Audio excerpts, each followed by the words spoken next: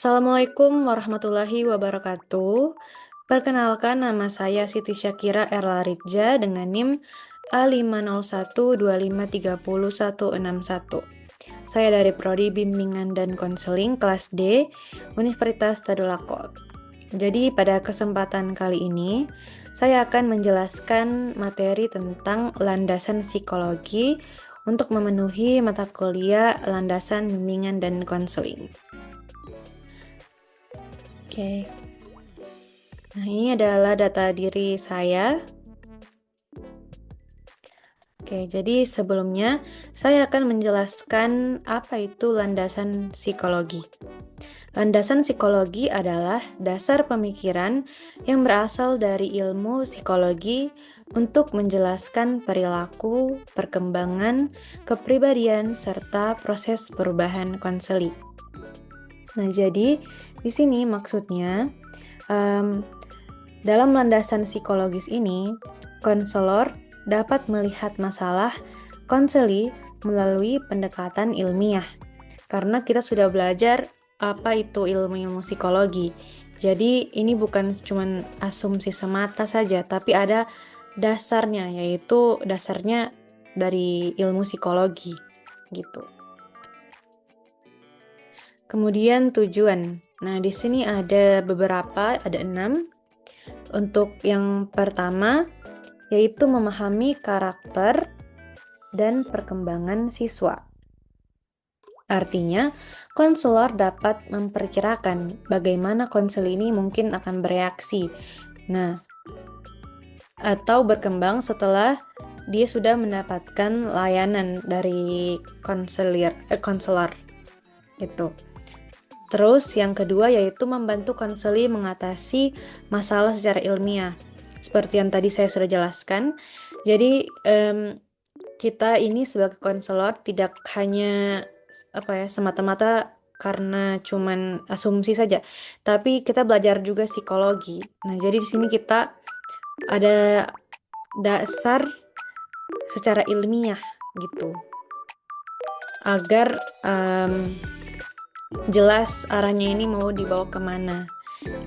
Terus yang ketiga, menyusun teknik layanan sesuai kondisi psikologis konseli.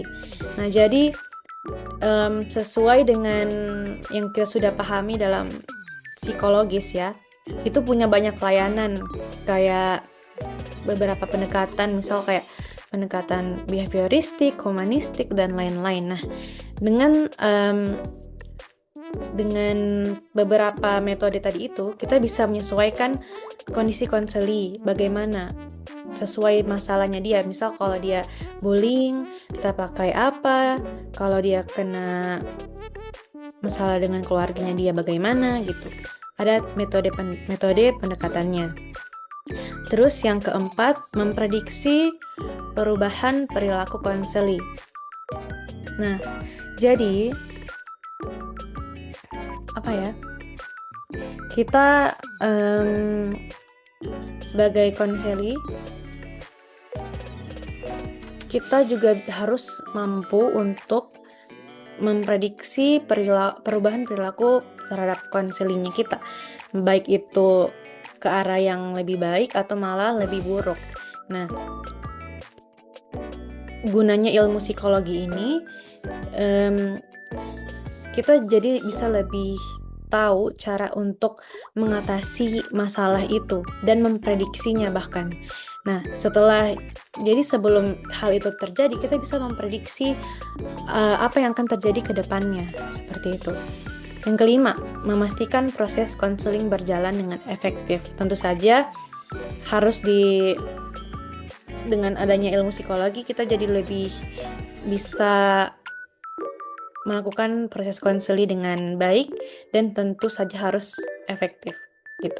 Yang keenam, meningkatkan kesehatan mental dan kesejahteraan psikologis peserta didik. Ya, tentu saja selama proses konseling kita memberikan edukasi terhadap konseli. Tentu ketika kita sudah memberikan pemahaman tentang bagaimana itu kesehatan mental dan lain sebagainya tentang psikologis, dia akan lebih sadar bagaimana cara dia untuk menjaga kesehatan mentalnya dia, seperti itu. Selanjutnya yaitu prinsip psikologi yang mendasari BK. Yang pertama yaitu perbedaan individual, yaitu setiap siswa memiliki keunikan dan kebutuhan yang berbeda, sehingga layanan BK tidak dapat disamaratakan. Kita harus menyesuaikan perbedaan-perbedaan individu tadi ini. Ada yang orangnya itu pendiam, ada yang orangnya itu ceplas-ceplos, yang ceria gitu. Jadi kita menyesuaikan terhadap kepribadian konseli. Selanjutnya yaitu perkembangan berkelanjutan. Perkembangan berkelanjutan maksudnya memahami bahwa setiap individu terus mengalami perkembangan, sehingga pendekatan BK juga harus menyesuaikan tahap perkembangan tersebut. Contohnya mungkin misal kayak waktu awal dia masih konseling sesi pertama, dia dalam keadaan yang buruk. Jadi dia masih yang dalam sedih gitu. Atau mungkin bahkan dia belum bisa menyampaikan emosinya dia. Nah, pada sesi kedua, ketiga, keempat, dan seterusnya, itu akan mengalami perubahan sedikit demi sedikit. Nah, tentu kita harus menyesuaikan dengan hal itu. Jadi mungkin pas sesi pertama kita harus membantu dia untuk bagaimana dia mengeluarkan emosinya dia yang mungkin dia tidak bisa keluarkan sendiri. Terus yang sesi kedua, oh ini dia sudah mulai membaik. Nah, kita sudah mulai di situ bisa memberikan saran-saran dan advice supaya dia bisa bangkit lagi. Yang ketiga, mungkin sesi-sesi selanjutnya seperti itu sampai dia menjadi sudah lebih better, lebih sehat gitu. Terus yang ketiga, belajar dan perubahan. Nah, konseling merupakan proses pembelajaran yang dapat mengubah perilaku atau pola pikir konseli. Jadi kita sebagai konselor ini harus mampu untuk memberikan pola pikir baru kepada konselinya kita. Nah, tentu dalam proses konseling ini seperti yang tadi saya bilang, kita memberikan advice atau saran atau ilmu psikologis untuk membantu dia dalam belajar sehingga setelah dia sudah belajar, nah maka akan ada perubahan di situ. Jadi kita membantu untuk merubah pola pikirnya tadi. Jadi harus ada setelah belajar dan akan ada perubahan. Yang keempat yaitu motivasi. Ya, kita memberikan motivasi. Tanpa motivasi, konseli akan sulit mengalami perubahan positif. Tapi motivasi tadi ini mungkin bisa diberikan nanti di akhir-akhir sesi ya, karena awal-awal sesi pasti kebanyakan konseli itu mungkin akan lebih ke sulit untuk menerima saran karena dia mungkin hanya ingin didengar, hanya ingin dimengerti gitu. Beda-beda sih orang. Yang kelima, lingkungan berpengaruh. Tentu ya, bagaimana setiap kita mau menghadapi masalah, lingkungan itu pasti nomor satu. Semakin sehat lingkungannya, semakin cepat dia sembuh. Semakin support dukungannya, ya semakin cepat untuk dia sembuh. Lingkungan itu sangat-sangat berpengaruh besar. Oke, selanjutnya yaitu aliran psikologi sebagai dasar BK. Nah, ini ada 5. Yang pertama, behavioristic.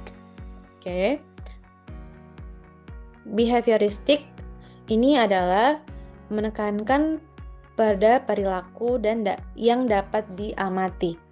Pendekatan ini cocok untuk membentuk kebiasaan baru melalui penguatan. Gitu. Selanjutnya yang kedua yaitu psikoanalitik. Nah, psikoanalitik itu yang fokus pada pengalaman masa kecil, alam bawah sadar, serta konflik internal. Aliran ini digunakan untuk menggali masalah yang lebih mendalam. Nah, jadi psikoanalitik itu dia lebih ke bagaimana masa kecilnya konselinya kita. Jadi kita lebih mendalami tentang masa kecilnya dia, bagaimana dia bertumbuh waktu kecil, karena masa kecil itu sangat-sangat berpengaruh untuk bagaimana kita bisa jadi lebih bersikap saat kita dewasa. Seperti itu. Yang ketiga, humanistik. Humanistik ini maksudnya yang memandang manusia memiliki potensi baik dan kemampuan untuk berkembang. Fokusnya adalah pada empati, penerimaan tanpa syarat, dan membangun konsep diri positif. Yang keempat, kognitif. Ini berkaitan dengan pola pikir, keyakinan, dan cara seseorang memahami situasi. Perubahan cara berpikir atau dapat membantu memperbaiki perilaku. Yang kelima yaitu transpersonal, yang menekankan aspek spiritual dan pengalaman-pengalaman yang melampaui diri. Nah, pendekatan ini sering digunakan untuk membantu konseli mengenali apa makna hidupnya dia. Gitu. Jadi mungkin ini lebih ke agama ya, spiritual. Yang selanjutnya yaitu contoh penerapan. Yang pertama, konseli kurang percaya diri. Nah, kita mungkin bisa membantu dengan terapi humanistik dan kognitif. Jadi pendekatan humanistik dan kognitif. Nah, gunanya untuk membangun self-esteem atau rasa percaya diri. Gitu. Nah, saya jelaskan lagi. Ketika konseli kurang percaya diri, maka pendekatan humanistik dan kognitif sangat relevan. Humanistik membantu membangun self-esteem atau kepercayaan diri melalui empati, penerimaan. Sementara kognitif membantu konseli untuk merubah cara pikirnya. Jadi yang sebelumnya cara pikirnya itu negatif, mungkin bisa jadi lebih positif lagi gitu. Lebih banyak berpikir positif kepada dirinya sendiri. Yang kedua, contoh yang kedua yaitu siswa yang terlambat terus. Nah, kalau siswa yang terlambat terus, kita biasa memakai pendekatan behavioristik. Itu dapat digunakan, contoh misalnya dengan memberikan reinforcement atau penguatan. Penguatan agar muncul kebiasaan baru yang lebih disiplin gitu. Yang ketiga, trauma bullying. Waduh, ini trauma bullying pasti dia lebih susah gitu. Ini pendekatannya bisa memakai psikoanalitik dan konseling suportif. Apa itu? Mungkin kalau saya jelaskan lebih lagi ya. Jadi kalau dalam trauma bullying, pendekatan psikoanalitik ini dapat digunakan untuk menggali pengalaman emosional yang mendalam. Nah, untuk pendekatan konseling suportif, ini juga penting untuk memberikan rasa aman dan dukungan emosional kepada konseling. Kalau yang analitik itu seperti yang tadi saya sudah jelaskan, dia itu akan menggali informasi tentang masa kecil. Jadi ditanya dulu dia itu masa kecilnya itu bagaimana. Kita cari tahu dulu masa lalunya dia, bagaimana dia tumbuh besar dan lain sebagainya. Sehingga karena itu pasti sangat-sangat berpengaruh ya masa kecil, sehingga nanti dia dewasa itu bagaimana. Karena kadang untuk bisa mengatasi masalah di masa sekarang, kita perlu melihat dulu masa lalunya itu seperti apa gitu, untuk bisa menghadapi yang sekarang ini.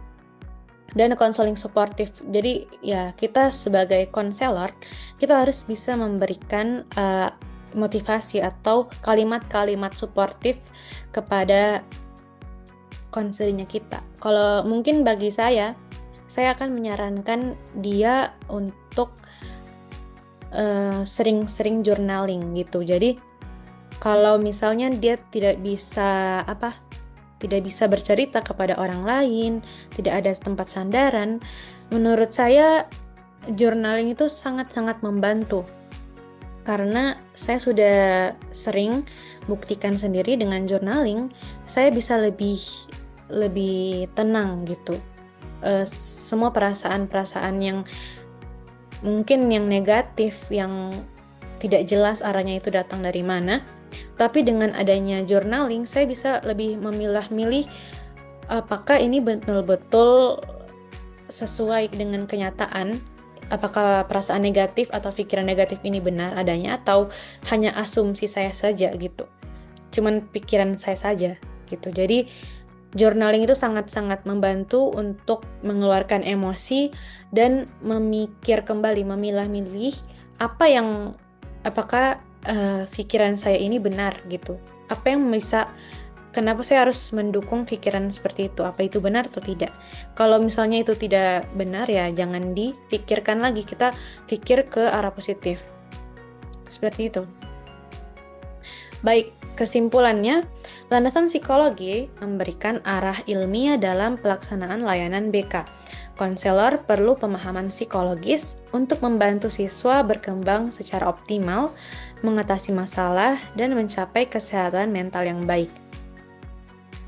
Oke, mungkin itu saja presentasi dari saya. Mohon maaf apabila banyak kurangnya. Wabillahi taufiq wal hidayah. Wassalamualaikum warahmatullahi wabarakatuh.